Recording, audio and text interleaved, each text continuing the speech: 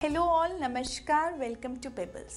तो आज जो हम बात करेंगे वो बात करेंगे स्वामी विवेकानंद जी के बारे में। हम सब जानते हैं कि उनका जन्म दिवस आ रहा है 12 जनवरी को। तो स्वामी विवेकानंद जी का जन्म हुआ था 12 जनवरी 1863 में कलकत्ता में, बंगाल में, जो अब जाना जाता है कोलकाता के नाम से। तो स्वामी विवेकानंद जी का जो नाम था वो था नरेंद्र दत्ता। जब स्टार्टिंग में उनका नाम ये था, तो वो बहुत ही रिलीजियस आदमी थे और हम सब जानते हैं कि उनका जो कंट्रीब्यूट है हिंदू वैदिक्स की तरफ और योगा की तरफ भी काफ़ी खास कंट्रीब्यूशन है उनका। तो उन्हें एक चीफ मॉन्क कहा जाता है इंडिया में। मॉन्क जो आप कह सकते हैं हमारे प्रीचर्स जिसे हम कहेंगे, या फिर आप कह सकते हैं, अगर मैं एक हिंदी वर्ड उसका यूज़ करूं तो आप कह सकते हैं प्रचारक जिसे आप कहते हैं। वो एक चीफ मॉन्क थे इंडिया के, जिन्होंने अमेरिका तक जाके हमारे जो वेद हैं उनके बारे में स्पीच दी है। ज़्यादा जो हमारे विवेकानंद जी जाने जाते हैं बाहर के देशों में भी, वो जाने जाते हैं अपनी स्पीच से, जिसमें उन्होंने संबोधित किया था, मेरे भाइयों और बहनों अमेरिका में, मेरे सारे अमेरिकन भाइयों और बहनों। इस स्पीच से वो बहुत ही ज़्यादा संबोधित किए जाते हैं, मतलब उन्हें काफ़ी परिचित हैं वो अमेरिका में। तो उनका जन्म जो हुआ था वो एक बहुत ही गरीब परिवार में हुआ था। उनके पास कुछ इतना नहीं था कि वो बहुत ही ज़्यादा अमीर थे या कुछ ऐसा था, बट उनके जो मन में दया भाव था, he was a very kind hearted person. उनमें एक सेल्फलेसनेस थी, लाइक हमेशा दूसरों की मदद करने की इच्छा और दूसरों के प्रति प्यार और एक लगन कि हाँ, मुझे कुछ करना है अपनों के लिए, अपने परिवार के लिए ही नहीं, सिर्फ जिन्हें मैं जानता नहीं हूँ उन्हें भी, चाहे वो बीमार हो चाहे गरीब हो, वो सबको बहुत ही इक्वली ट्रीट करते थे और बहुत ही प्यार से ट्रीट करते थे।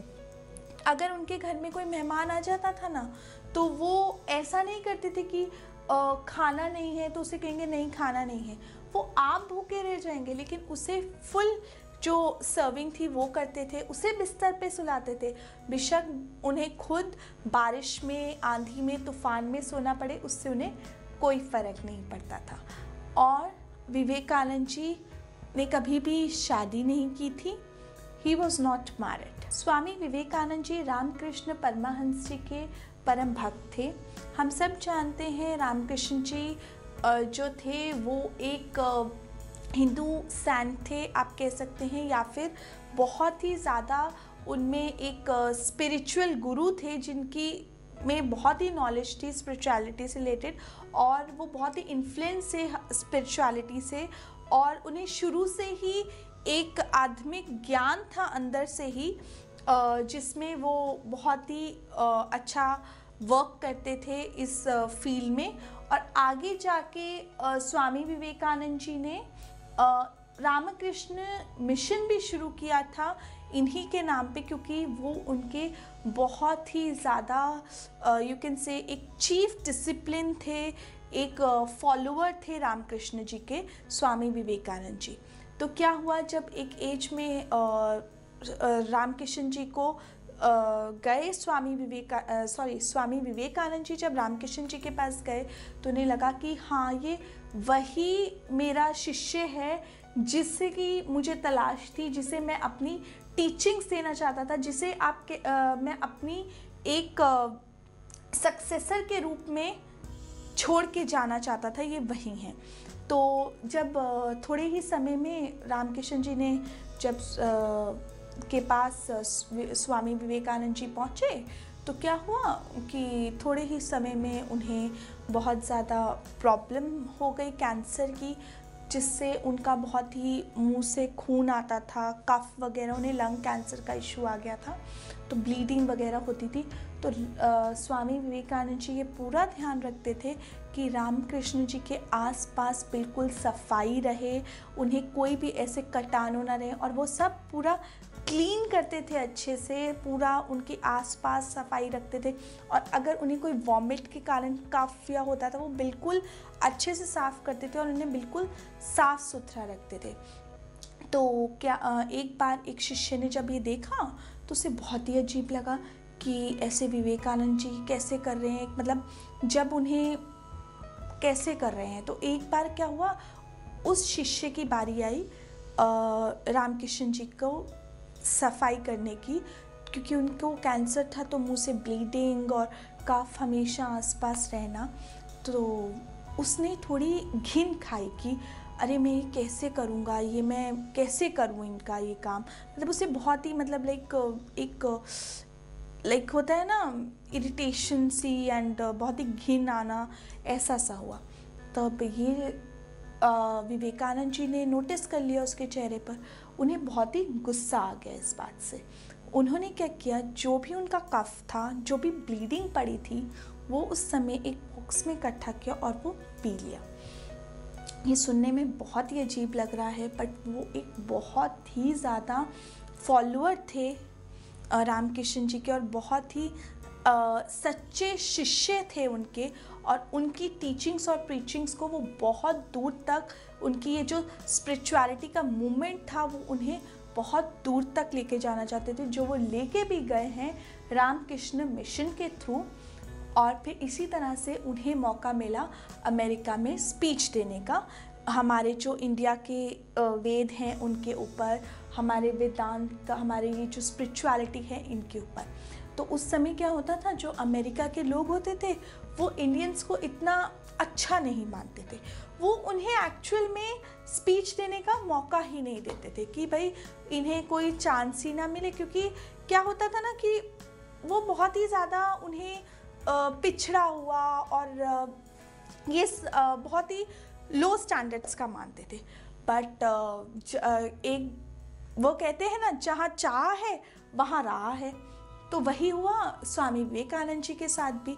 वहाँ पे एक अमेरिकी प्रोफेसर थे, उन्होंने उन्हें आगे को बढ़ाया, भाई आप कुछ ज़रूर एक स्पीच दीजिए हमारे इस जो प्रोग्राम चल रहा है। तो उधर वो गए, उन्होंने अपनी स्पीच स्टार्ट ही की, उन्होंने कुछ इस तरह से स्टार्ट की, मेरे प्यारे अमेरिकन भाइयों और बहनों। एक तो ये सबको बहुत ही ज़्यादा छू गया, और दूसरी चीज़ कुछ इस तरह से हुई कि उन्होंने जो स्पीच दी वो सबको इतनी अच्छी लगी, इतनी अच्छी उसमें से उन्हें नॉलेज लगी इंडिया के बारे में, जो उनका इतिहास था या जो उनकी स्पिरिचुअलिटी की बातें थी या जो भी वेद और ग्रंथों के बारे में उसमें उन्होंने बातें की थी, वो सबको इतनी अच्छी लगी कि अगले 4 साल तक विवेकानंद जी वहीं पर रुके, और उन्होंने जो अमेरिकन्स थे उनसे बहुत कुछ गेन किया इंडिया के वेदों के बारे में, और जो ज्ञान था इन सब चीज़ों के बारे में उससे रिलेटेड बहुत कुछ गेन भी किया। और फिर इसी तरह से अपनी इस स्पिरिचुअल मूवमेंट को आगे बढ़ाते हुए जो हमारे विवेकानंद जी थे, स्वामी विवेकानंद जी, जिन्हें नरेंद्र दत्त कहा जाता था पहले, उन्होंने ये जर्नी तय की। और ये कहा जाता है कि वो एक 19th सेंचुरी के एक मॉडर्न आप कह सकें मॉन्क थे या वेद गुरु कह सकते हैं, कुछ इस तरह से थे।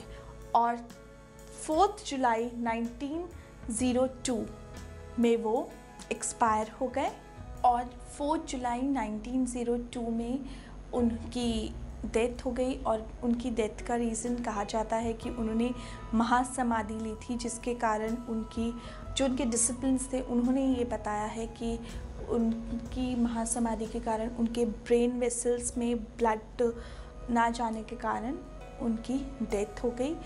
और 1893 में उन्होंने यूनाइटेड स्टेट्स में पार्लियामेंट्री ऑफ रिलीजन को रिप्रेजेंट किया था इंडिया की तरफ से। उस सभा में इन्हें विवेकानंद जी ने रिप्रेजेंट किया था, और जो हिंदुज़म का कंसेप्ट था, जो भी ये सब था, इसे बहुत ही ज़्यादा प्रमोट किया था और वर्ल्ड के आगे इंडिया के इस कल्चर को, इस रिलीजन को लाए थे। और उनकी जब डेथ हुई थी, उनकी मात्र एज 39 ईयर्स थी। स्वामी विवेकानंद जी को आज भी एक बहुत ही रिस्पेक्टेबल मैन के रूप में जाना जाता है इंडिया में और बाहर भी। और आज भी बच्चे बड़े जो भी उनका नाम लेते हैं, एक बहुत ही रिस्पेक्टफुल वे में लेते हैं। और उन्होंने जो भी कंट्री के लिए योगदान दिया है, या जो भी उन्होंने रिलीजन के लिए योगदान दिया है, वो एक काबिल तारीफ़ है। तो उम्मीद करते हैं कि आपको ये छोटी छोटी बातें विवेकानंद जी के बारे में अच्छी लगी होंगी और आपको कुछ नयापन लगा होगा। अगर लगा है तो लाइक, कमेंट और शेयर ज़रूर कीजिए। और इस विवेकानंद जी की बर्थ एनिवर्सरी पे हम सब कुछ ज़्यादा नहीं, एटलीस्ट उन्होंने जो भी हमें बताया है, जिस भी मार्ग पर चलने का बताया है स्पिरिचुअलिटी के, ज़्यादा नहीं पर थोड़ा तो उन्हें उस पर चलकर हम यही उन्हें श्रद्धांजलि भेंट कर पाएंगे।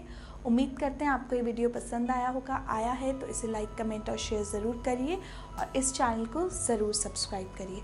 इसी तरह से और नॉलेजफुल वीडियोस के साथ हम आपको मिलेंगे। तब तक के लिए नमस्कार।